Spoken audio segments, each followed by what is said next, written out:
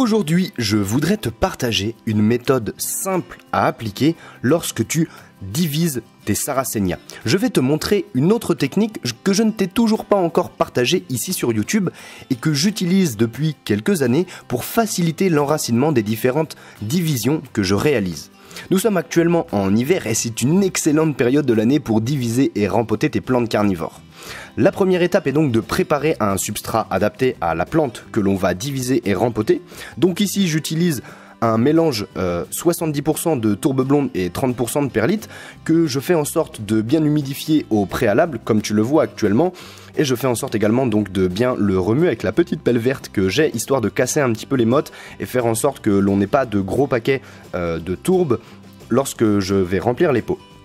Alors, étant donné que je dois préparer la nouvelle année 2022 pour commercialiser ensuite mes productions, afin de vivre de mon activité tout simplement, donc ces productions je les commercialise sur ma boutique en ligne qui a été créée en avril 2020, www.lesdentsdelaterre.com, je les commercialise également en vente directe et sur les foires aux plantes.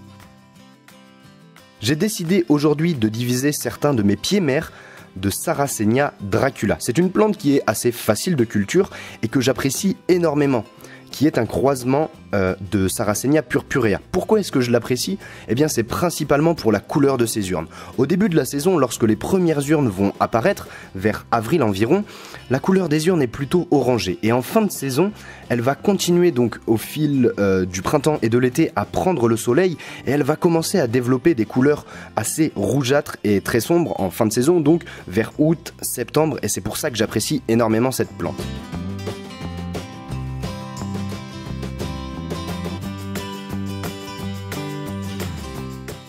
Comme je te le disais, cette technique que j'avais envie de te présenter aujourd'hui diffère de la technique que je t'avais présentée dans la vidéo qui s'affiche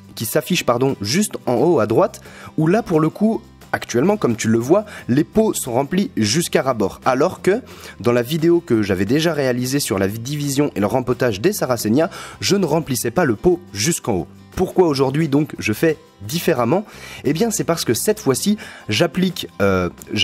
va dire que j'entoure les racines d'une boulette de sphaigne qui est actuellement morte et qui de toute façon ne reprendra pas pour faciliter l'enracinement. Mais juste avant de te parler plus en détail de l'utilisation de la sphaigne, pourquoi est-ce que j'utilise eh bien cette bryophyte, cette petite mousse pour faciliter l'enracinement des plantes ?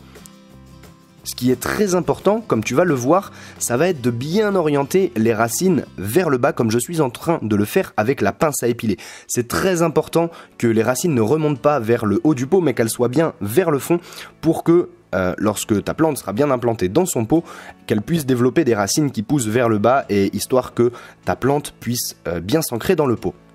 Donc la sphaigne je l'utilise car déjà elle a des propriétés antifongiques et antibactériennes, ce qui est donc très important pour éviter par exemple la pourriture au niveau de tes divisions, et elle va faciliter l'enracinement car la sphaigne est assez légère on va dire, même si elle retient énormément d'eau, elle retient environ 20 fois son poids en eau, ce qui fait que là dans la bassine verte que tu vois à droite de l'écran, j'ai donc de la sphaigne morte qui est très imbibée d'eau et donc au moins comme ça les racines de tes divisions ont directement accès à de l'eau et également elles adorent la sphaigne qui est donc très légère pour faciliter donc l'enracinement.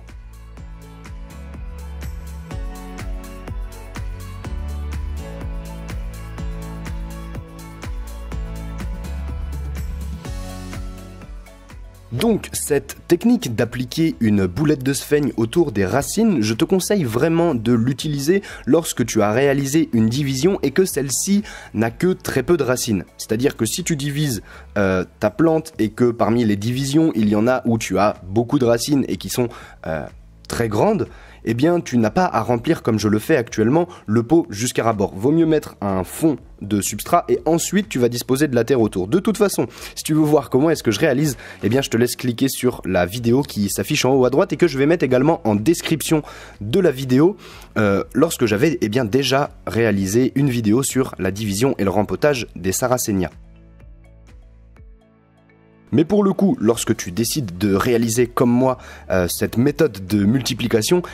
et que donc tes divisions sont encore assez jeunes, qu'elles n'ont que entre 1 à 4-5 racines par exemple, et qu'elles ne sont pas très hautes, eh bien c'est ça peut être une très bonne option si tu en as avec toi d'appliquer cette fameuse boulette de sphaigne. Et si tu as envie de t'en procurer, eh bien en fonction de la période où tu regardes cette vidéo, peut-être qu'il y en aura de disponibles sur ma boutique en ligne. Je te mets également un lien en description, au moins tu pourras aller jeter un œil si tu as besoin de t'en procurer.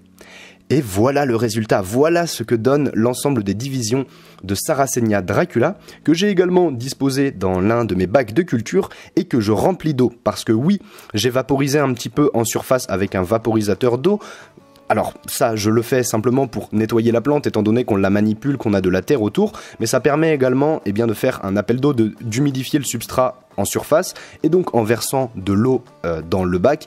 comme ça, les plantes, le substrat notamment, va pouvoir bien se gorger d'eau, et donc les racines auront directement accès à de l'eau de pluie. Parce que oui, effectivement, lorsque tu réalises tes divisions, c'est très important de ne pas le faire avec un substrat qui est sec, vaut mieux bien l'humidifier au préalable. J'espère que cette technique de la boulette de sphaigne autour des racines t'a été utile. Si c'est le cas, n'hésite pas à me le partager dans l'espace commentaire, n'hésite pas à me faire un retour sur la vidéo. Et si donc tu as envie de te procurer un Sarracenia Dracula par exemple, ou bien que tu as besoin de substrat, ou également que tu as envie de réaliser ton propre semis de Sarracenia, je te laisse